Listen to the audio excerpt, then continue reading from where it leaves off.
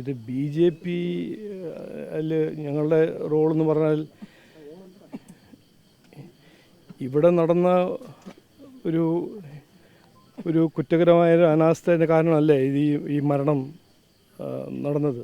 അതുകൊണ്ട് അതിൻ്റെ പിന്നിൽ ആരാണ് ഇത് ചെയ്തത്, ഇതിൻ്റെ ഉത്തരവാദിത്വം ആരുടെ തലയിലാണ് പോകേണ്ടത്, അതിൻ്റെ ഒരു അന്വേഷണം നടക്കണം.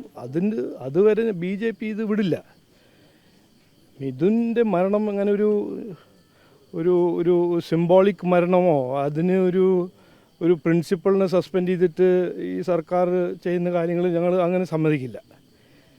ഇതിൽ KSEB എന്ത് ചെയ്തു, പിന്നെ വിദ്യാഭ്യാസ മന്ത്രീൻ്റെ ഉത്തരവാദിത്വം എന്താണ്, പഞ്ചായത്തിൻ്റെ ഉത്തരവാദിത്വം എന്താണ്, സ്കൂൾ മാനേജ്മെൻറ്റിൻ്റെ ഉത്തരവാദിത്വം എന്താണ്, ഇതെല്ലാം കണ്ടുപിടിക്കണ്ടേ. ഇതൊരു കൾപ്പബിൾ ഹോമിസൈഡിൻ്റെ കേസല്ലേ. ഒരു 13 വയസ്സുള്ള ഒരു കുട്ടി സ്കൂളിൽ പോയിട്ട് പഠിക്കാൻ പോകുമ്പോൾ, ഫുട്ബോൾ കളിക്കാൻ പോകുമ്പോൾ ഇങ്ങനെയാണോ നമ്മുടെ വിദ്യാഭ്യാസ മേഖലയിൻ്റെ ഒരു ഔട്ട്കം? അപ്പോൾ ഇത് നമ്മൾ കാണുന്നത് ഒരു സ്ഥിതിയാണ് ഈ നാടിൻ്റെ. അത് ആരോഗ്യ മേഖലയാണോ വിദ്യാഭ്യാസ മേഖലയാണോ, എവിടെ നോക്കിയാലും ഒരു അനാസ്ഥ.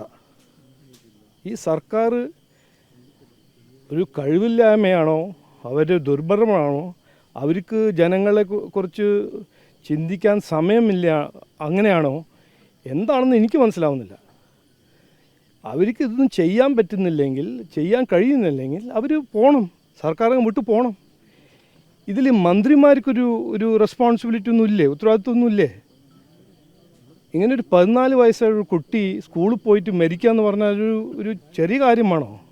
ഇതൊരു സിസ്റ്റമിൻ്റെ ഒരു ഫെയിലിയറിൻ്റെ ഒരു സിമ്പിളല്ലേ.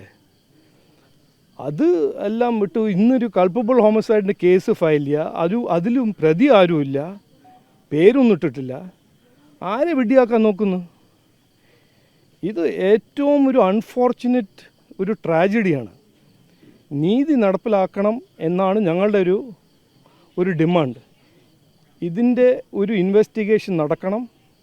ഉത്തരവാദിത്വം അത് ആരാണെങ്കിലും, മന്ത്രിയാണെങ്കിൽ മന്ത്രി, ഇലക്ട്രിസിറ്റി മന്ത്രി ആണെങ്കിൽ ഇലക്ട്രിസിറ്റി മന്ത്രി, പഞ്ചായത്താണെങ്കിൽ പഞ്ചായത്ത്, സ്കൂൾ മാനേജ്മെൻ്റ് ആണെങ്കിൽ സ്കൂൾ മാനേജ്മെൻറ്റ്, ഇതിൻ്റെ റെസ്പോൺസിബിലിറ്റി നമ്മൾ ഫിക്സ് ചെയ്യണം.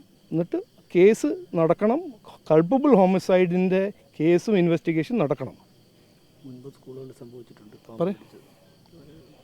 മുൻപും കേരളത്തിലെ സ്കൂളുകളിൽ പാമ്പ് കടിച്ചൊരു കുട്ടി മരിച്ചിട്ടുണ്ട്. കഴിഞ്ഞ ദിവസം പത്തനംതിട്ട ഒരു സ്കൂൾ തകർന്നു വീണിട്ടുണ്ട്. അപ്പോൾ കഴിഞ്ഞ കുറേ കാലമായി കേരളത്തിലെ വിദ്യാഭ്യാസ വകുപ്പ് കുട്ടികളുടെ ജീവന് പോലും വില നൽകാതെ കുറേ പ്രഖ്യാപനങ്ങൾ മാത്രം നടത്തി പോവുകയാണ്.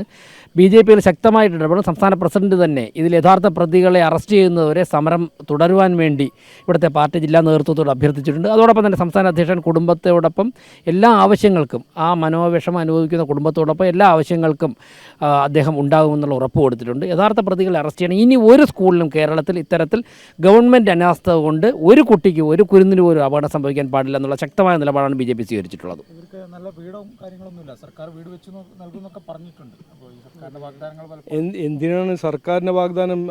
ആരും വിശ്വസിക്കുന്നുണ്ടോ? വിശ്വസിച്ചിട്ട് ഒരു കാര്യമില്ല. ഞാനിവിടെ വന്നിരിക്കുന്നത് കുടുംബത്തോട് പറയാൻ ഞങ്ങളുണ്ടാവും. മിഥുൻ്റെ ഫാമിലീൻ്റെ ഒപ്പം ഞങ്ങൾ BJP പ്രവർത്തകരും BJP എന്ന പാർട്ടി ഉണ്ടാവും. അവരെ സഹായിക്കാൻ ഞങ്ങൾ എന്ത് വേണമെങ്കിലും ചെയ്യും. അത് ഞങ്ങൾ ചെയ്യും. അത് ഞങ്ങളുടെ ഒരു ഉത്തരവാദിത്വമാണ്. ഞങ്ങൾ അത് ചെയ്യും.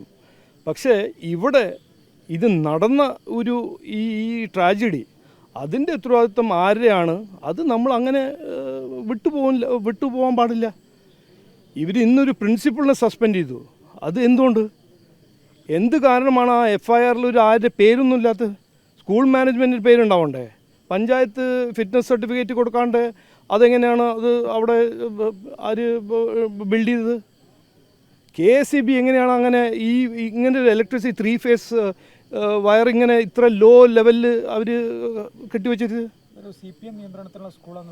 അതെല്ലാം പോട്ടെ, CPM ആണോ UDF ആണോ LDF ആണോ? ഇത് നടന്നത് ഇവിടെ നോക്കൂ. ഇത് അപകടം ചെയ്തത് ആരാണെന്ന് കണ്ടുപിടിക്കണം. ഇത് ഒരു കുറ്റകരമായ അനാസ്ഥയുടെ കാരണമാണ് ഈ കുട്ടീൻ്റെ മരണം. ഇത് കൃത്യമായിട്ട് ജനങ്ങൾ മനസ്സിലാക്കണം. ഇത് ഞങ്ങൾ സമ്മതിക്കില്ല. ഇവിടെ നീതി നടപ്പിലാക്കിൽ മാത്രമേ ഞങ്ങൾ സമരം പിൻവലിക്കലും. ഇതിൽ കുറ്റക്കാരെ അറസ്റ്റ് ചെയ്യണം. അറസ്റ്റ് ചെയ്യണം. അത് ആരാണെങ്കിലും അറസ്റ്റ് ചെയ്യണം. അത് മന്ത്രിയാണെങ്കിൽ മന്ത്രി രാജിവെക്കണം. അത് ശിക്ഷാ മന്ത്രിയാണോ ഇലക്ട്രിസിറ്റി മിനിസ്റ്ററാണോ അവർ രാജിവെക്കണം. അവരുടെ ഡിപ്പാർട്ട്മെൻറ്റിൽ ആരെങ്കിലും തെറ്റ് ചെയ്തിട്ടുണ്ടെങ്കിൽ അവരെ കുറ്റം കണ്ടുപിടിച്ചിട്ട് കേസ് ഫയൽ ചെയ്യണം. അതല്ലേ ചെയ്യേണ്ടത്.